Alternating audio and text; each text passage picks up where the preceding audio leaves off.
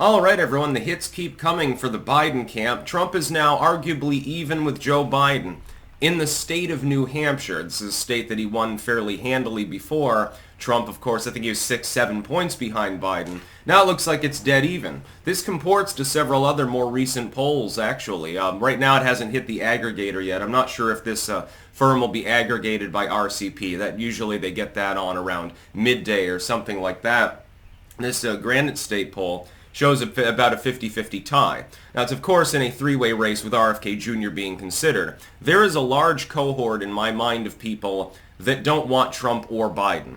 RFK Jr. probably will hit the double digits in certain states. I think that it'll wane towards the end as more people say, okay, I'm going to vote lesser of two evils. In their case, they don't like Trump or Biden maybe, or they're like, yeah, they're okay, but I like this other dude more.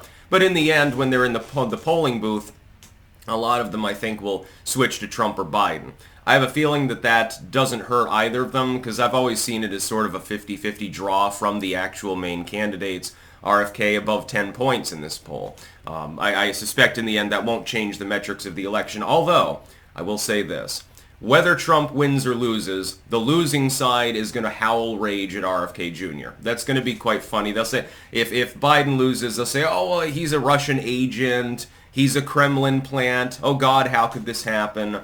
If Trump loses, they'll say RFK Jr. was always in there to screw us, and he was there just to defend Biden. You know exactly. The jokes will write themselves. I believe that this poll is probably accurate. And I base that on the general polling swing for states and general polling, where we've got quite a good scatter shot. We've got a lot of polls in the matchup, both Trump v. Biden and with the other candidates in there. We've got a good scatter shot in the competitive states. What you do, a singular poll doesn't tell you much of anything other than maybe velocity, maybe trajectory. But it lines up almost perfectly with the polling swing in those competitive states. In those states, Biden was handily ahead in 2020. The gap that has been created where now Trump is ahead in those states, it's about even with the presumptive swing. If you match up this polling result to what you got in 2020 or 2016, it's relatively linear. Velocity-wise, we've actually got some accurate polling. We just don't have it in all of the right states. I need more from Virginia and Maine and Minnesota as well. New Hampshire, it looks to be in the mix. Now, the Biden camp wants the pivot of the nation to be Wisconsin or North Carolina. Well, they'd really like it to be North Carolina or Georgia more than anything else. That dream, I think, has already died. They're looking at a situation where the best that they can get is probably Pennsylvania. Is sort of the 50-50 sum game, the close state, the one that the election hinges on. But it's looking more and more like it might be a state that's somewhat more blue than that, like Minnesota or Virginia.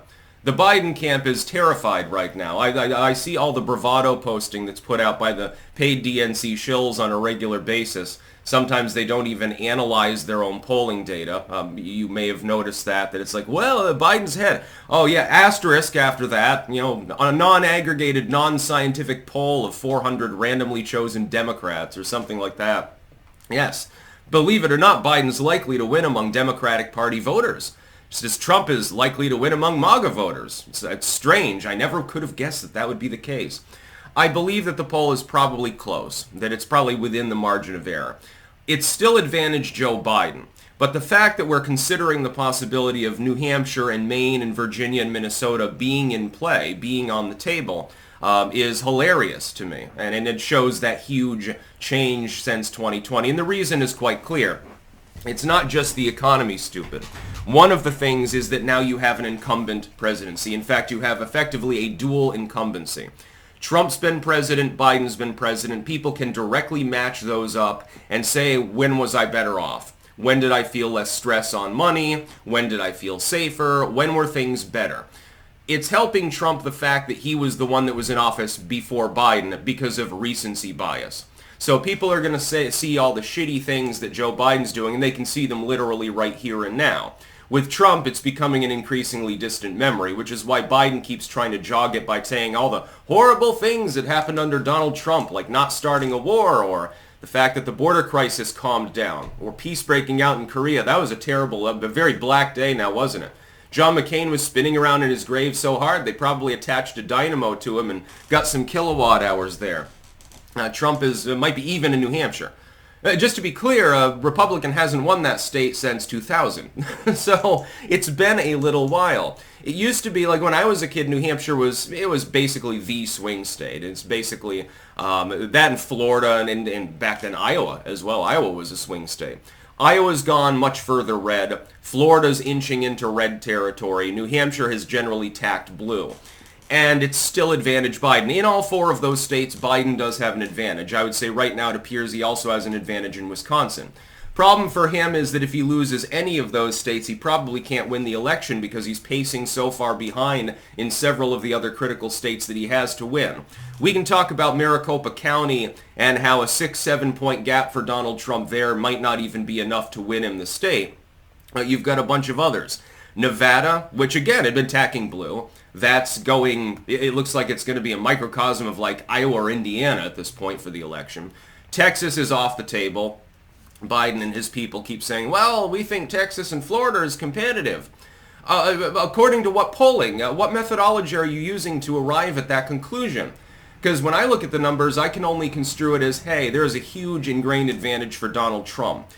Again, I must tell people, if you are Team Trump, please vote early, if you can. If you're like me and you live within a short walking distance of your polling place and you know everything will be fine because Vermont's going to go far blue, so they're not going to bother pulling out the ballot printers here. Voting in person is fun, of course. You go out for election day, you cast your ballot, you get your little sticker and shit like that. If you're in a competitive state, vote early. And the reason you should vote early is in case something happens before election day that makes it impossible for you to get there. So you are incapacitated, you're in the hospital, you feel very sick, you've died or something like that. Normally the dead vote for Democrats, but you were still alive when you wrote the paper. Just assume that something will go wrong. And keep in mind that things can go wrong on election day. The current administration is probably going to pull out all the stops to cheat in the election. They presumptively will. So, be preemptive. If you file your ballot early, they can't fuck around with it as easily. Even in New Hampshire. I didn't expect this, by the way. Looking at the earlier preliminary polling, I said, okay, this is now advantage Trump. He's obviously well ahead of where he was in 2020. He's also pacing somewhat ahead of 2016, and he won that election. But then, of course, you've got ballot printers going burr and stuff like that. But the trajectory has continued in that direction for such an extended period of time now that we're talking about states being in play that most people probably didn't predict would be in play. Was that Michigan? Yeah, of course. Can Trump win Nevada? Yeah, he always could. Pennsylvania, these other states. And by the way, that gives him the election, a couple of those states, and he hits 270. But now we're talking about all these states that, as little as a few years ago, they were almost double-digit blue in some cases. Maine has been a blue state for quite some time. They've got one district there, one elector from a different district that is quite red. They've also got another one that's even more blue than the state proper, the Portland area, if I remember correctly. But I think that it's winnable. I'd say right now, if the election were held today, there'd be a better than 50-50 chance that Trump grabs one of those four generally lean blue states. Again, Minnesota, Virginia, New Hampshire, or Maine. I think there'd be a better than 50-50 shot of getting one of them. I think that there's a good chance he loses one or two of the other battlegrounds, Arizona and Wisconsin being the most likely. I don't think Texas is in play. I don't think Florida is going to be in play. I think that the Democrats have a lot of lost time to make up for. It's almost June. I don't necessarily think that there's time enough to do that. That's about all. Peace out.